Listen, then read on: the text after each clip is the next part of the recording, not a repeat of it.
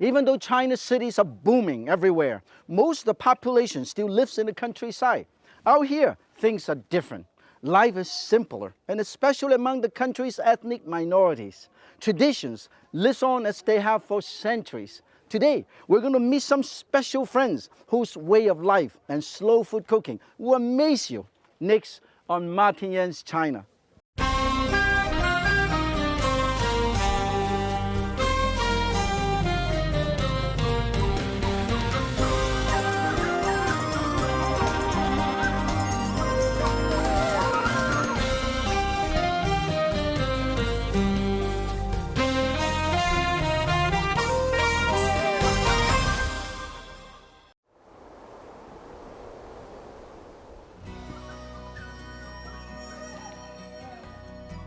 1.3 billion people live in China. That's almost 1 out of every 4 people on planet Earth. But the thing most people don't realize is that not everyone in China is ethnically Han Chinese. Over 90% of China's population are Han people. The name comes from the Han Dynasty, which ruled the country almost 2,000 years ago. The rest of the population is made up of more than 50 ethnic minority groups. Half of these groups have settled in the southwestern province of Yunnan, a place with some of the most spectacular landscapes on earth. It's the land that gave birth to China's great river, the Yangtze, and a land where ancient traditions never die. It is also the home of the Naxi, a proud people who, at the dawn of the 21st century, are still staying true to their unique history, heritage, and culture. In the shadow of the majestic Jade Dragon Snow Mountain, you'll find a magical place where you can experience that culture firsthand. The old town of Suhe, around here, horsepower still refers to horses. In the old days, tea growers would load their wares onto the horseback. It was the only way to crisscross the mountains and make their way to the tea markets on the other side. And today, traveling by foot and horseback is often still the easiest way to get around here.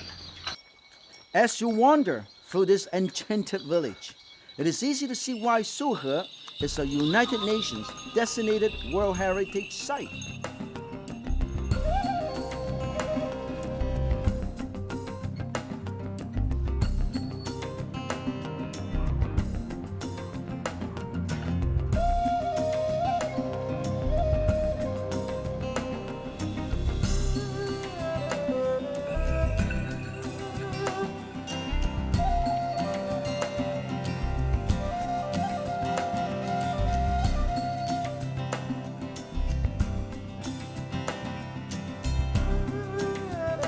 Of course, my hunger for history and culture is second only to my hunger for one other thing: breakfast.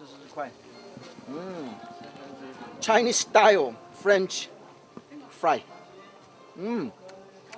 Local potato, very good. In China, a great meal is always close by at the next street corner.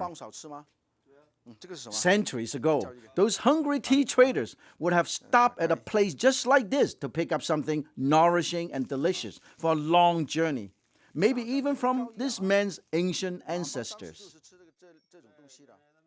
And the amazing thing is, they would have eaten the exact same thing as what I'm trying right now: rice cakes steamed in a special leaf, sliced and fried up like a tasty little sausage.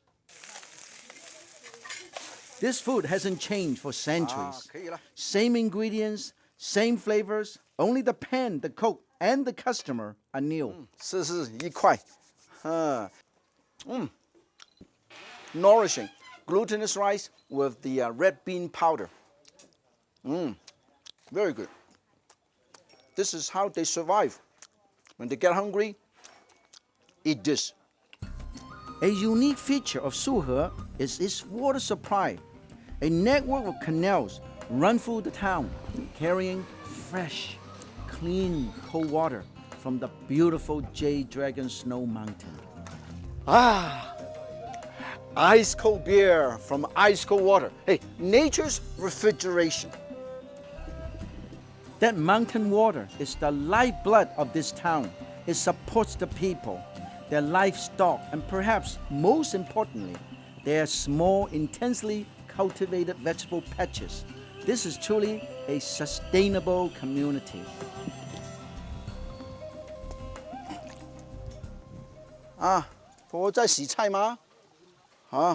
I gave Mrs. Lee a hand with her vegetables, and in exchange, I got her life story and an invitation to her house for a sweet snack and an even sweeter treat, a mushroom feast.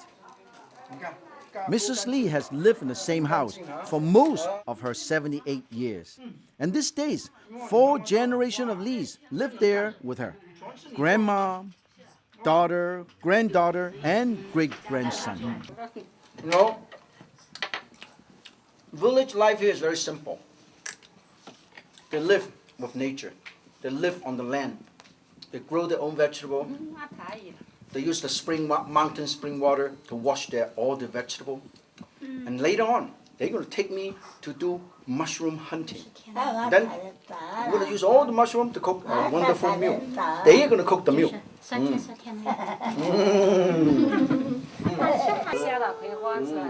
Sunflower seed, fresh from the yard.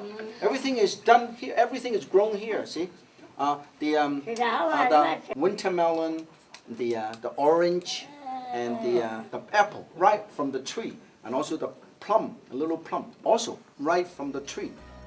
Flavors and traditions lovingly passed in an unbroken chain from generation to generations. That's the way of the Naxi people. I hope the chain goes on forever. Today, with all this wild mushroom that we have collected, we're going to do a braised wild mushrooms. Very simple, very easy, very healthy. Eat more wild mushroom, eat more fungus. Healthy, okay? And then here, I have some shiitake mushroom, and I trim it, okay? And I trim this, and I use the whole thing, actually. I trim this, because this is not too big. I put this in here, and I trim this, and I put this over here. Look at this. These are wild chunchao mushroom.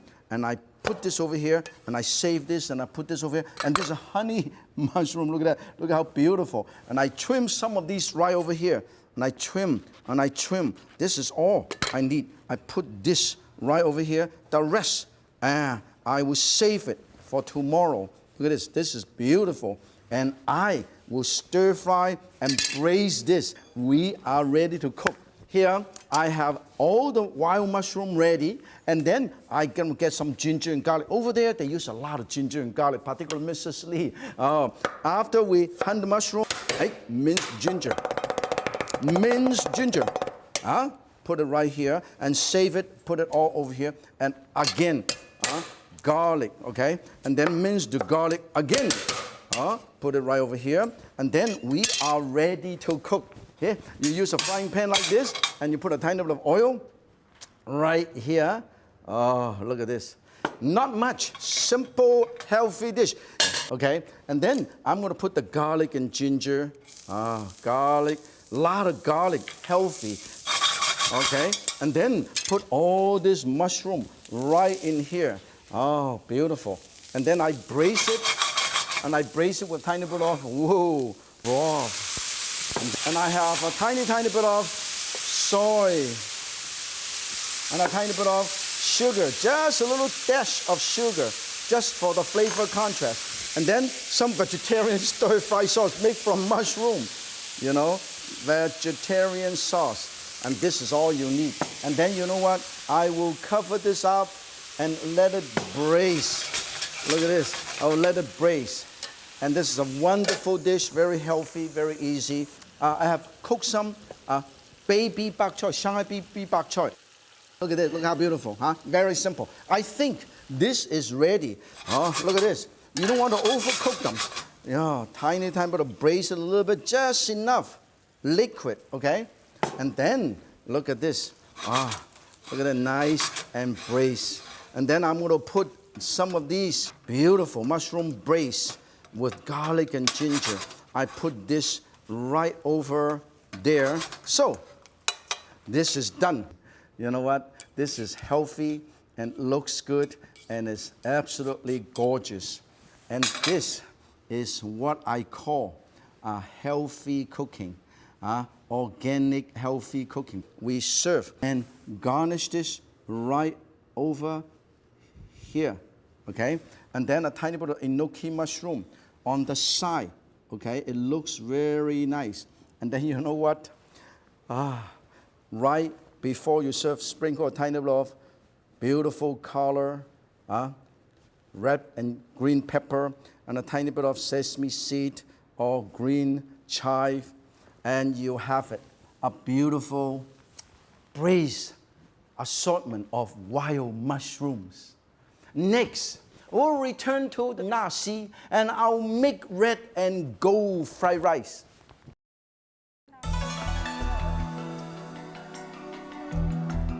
When the Lee lady said, hey, you want to help us get us some mushrooms for lunch? I was thinking they mean, hey, you know, out in the backyard. Boy, this is some huge backyard. Can you imagine this lady, 78 years old? I said, are you tired? No, I'm getting tired.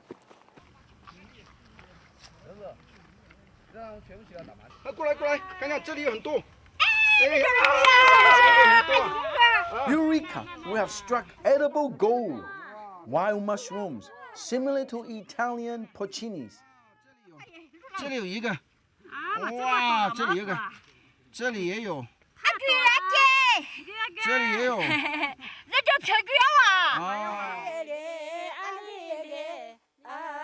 Around here, you don't just sing for your supper. First you climb, then you hunt, then you sing all the way home.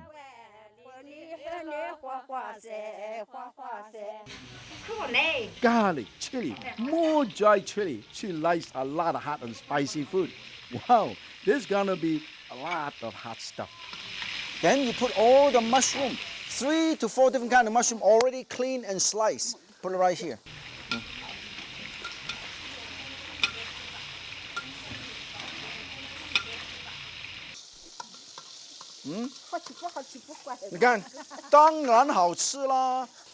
Wild mushroom stir fry with thinly sliced of pork with a chili, garlic, and green onion.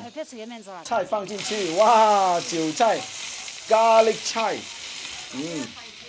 粉皮就放进去了，一点点盐。Local noodle made from the chickpea and also garlic chai. Blood sausage is a very popular local specialty here. Naxi cooking is simple, country-style food. The ingredients are seasonal and very fresh. And the best part is, you can really taste every ingredient. 放上去. Very interesting. One side is pan-fried big, another side is cooked with steam. First time I've seen a dish cooked like this. 水焖粑粑 Chinese pizza in a wok.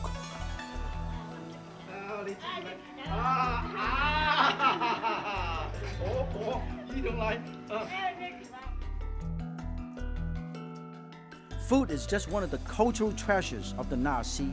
The ancient religions, Dongbao, led them to develop an amazing system of more than 1,400 pictographs that they still use 1,000 years later.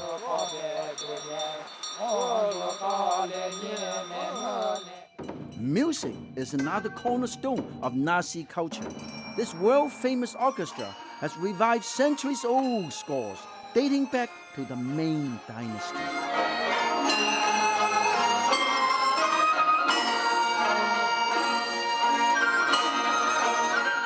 After breakfast, a snack, a mushroom feast, and a concert, it is time for a little something for dinner, or maybe a big something. When the Naxi put on a feast, the lucky number is 39. And this is a banquet with 39 dishes. Look at this. 13 for first course, 13 for second course, 13 for the last course. 我要试试这个，我敬你一个，师傅，来，婆婆来，Traditionally, in most culture, in most cuisine, you serve the sweet towards the end. But for the Naxi people, they serve the sweet in the beginning to show their hospitality, because they welcome you with the open heart to make you feel very sweet. That's why you serve the sweet first. Now I understand. That's why I feel so good and feel so sweet. 敬你一个，我敬你一个，我敬你一个。Let tour.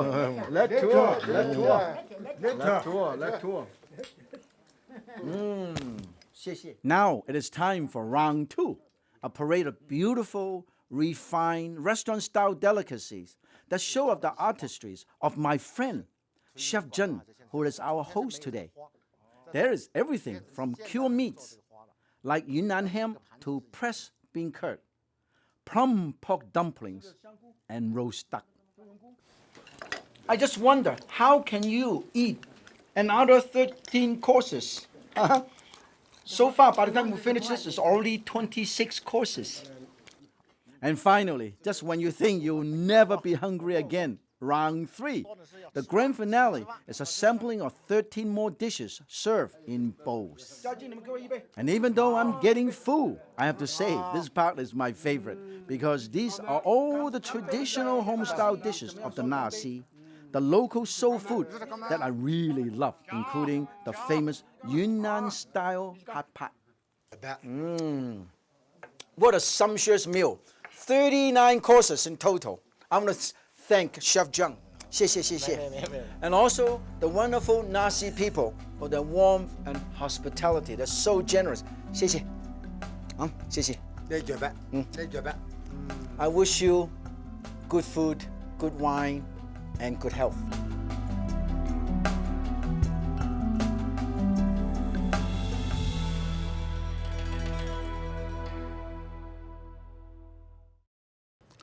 I am slicing the tomato very, very thin, okay, just to show you how thin this is, very thin. I want to use this as a garnish, okay, and put it on my plate. Not only you can use it as a garnish, you can actually eat this. You continue to do this. This is what you can do when you have a sharp knife. Look at that. I'm going to line this up, and I put this over here, okay? And I'm going to show you how easy it is. I line this all up, line this all up. I even have more than enough, and I put it right in the middle. So I cover the whole thing. Just one small tomato, like this. You can cut into 20-some slices right here. And then this is good because I'm going to use it to make a dish that I will call the red and gold fried rice. You know, when I was in with all the wonderful Naxi people, you know what the wonderful people is? You know, when they have meal, they're not just having one dish meal. They have banquets that 39 courses, one dish. The 13 courses come. You think you're done with it. Another 13 courses will come. You think it's done. You're full, you're stuffed. Another 13 courses in a bowl will come again. 39 courses total. But this particular dish, I learned from them. I learned from Chef. Wow, this is young chef. He's so talented. He said, hey, they do use a lot of cured meat. And this is the Cantonese style cured meat. This is Chinese sausage, okay? Different part of China, they have the different kind of cured meat. And I have some tomato. Look how beautiful the tomato. This is the red, this is the gold. And I want to have some more gold. And then I butterfry this. I butterfry this and make this a little gold color. I want gold, okay? I go 1, 2. You see, I cut this up into little dice like this. This is the red and the gold. And I put them all together, and this will make the fried rice so wonderful. And I am telling you, the Naxi people will probably be very happy to include this in their 39-course banquet, okay? And this, I'm going to put this right over here for the time being, and we are ready to get ready. I'm going to heat up my wok, okay? First, for flavor, I'm going to put a tiny bit of garlic and ginger, okay?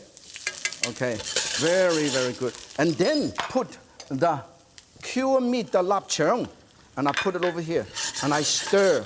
I want to make sure it cooks. And then I put the rice, which is freshly cooked, and I put this. Now I'm going to show you an interesting technique, okay? This is my favorite fried rice, and this is also the Naxi's 39-course favorite fried rice. You know, the Naxi people, they are very humble, simple people. They're happy people. They're very friendly, hospitable people. You go over there, they welcome you with open arms, okay? Look at this. It's already beautiful. Oh, look at that. And then I'm going to put a tiny bit of extra gold and red right here. This is the gold and red. Whoa, look at that, beautiful. And I'm going to, look at that. This is nice. Now, this is the trick. This is the trick, okay? I put a tiny bit of sesame seed oil, okay? Tiny bit of sesame seed oil. Very dry, no liquid. This is my fried rice. Look at this. And then I have some egg yolk, okay, with some egg white.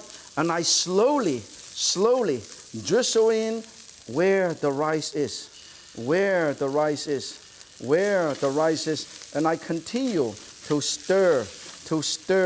And this is the golden rice. Look at this, golden and red. Look at that. This very, very unique technique. You put it in. You don't make the omelet. You just do it in nice. The rice is dry. Now it is golden. This is ketchup. Give a flavor contrast. And this is add flavor and color to my dish. Oh, look at this. Now, to add more gold and red, and then also some interesting texture, I have straw mushroom. When you cut it up, it looks like a little baby helmet. And then one of these, wonderful red and gold tomato. And this is so easy to do. Look at this. This is a wonderful dish. Everybody can do it, okay? And finally, a tiny bit of nuts. If you want, I want to make it very, very unique. I don't know how many of you love to go to sushi bar. This is wasabi powder. And a pink or tiny bit of wasabi powder. Then all of a sudden you have wasabi flavor, red and gold fried rice. If you don't have this, hey, how about some mustard, regular mustard powder also would do it. So all of these are beautiful. Add a lot of dimension to the dish. And I'm telling you, I've never tasted anything like this before. Nice and dry. Finally, all I have to do is some beautiful soy sauce, just a few drops. Oh, that is it. Nice and gold and red. It's finished, done. And then I have some beautiful fried rice, and I put it right here, okay? Beautiful fried rice, and I put it right over here. Look at this. And I put the gold, and this is it. And it's so beautiful. I want to make sure you do it properly. In order to make it even more interesting, I have a gold and red tomato, and I put it right over here. Look at that. And I have another one, and I put it right over here. Look at that. It's so cute, okay? And then red pepper, yellow pepper, and then some pine nut. This way give more texture. You know what? This dish is truly amazing, and I love it. And this should be on the menu of the 39-course Naxi people banquet. Red and gold fried rice. As I always said, if Yan can cook in Yunnan province, so can you. 再见.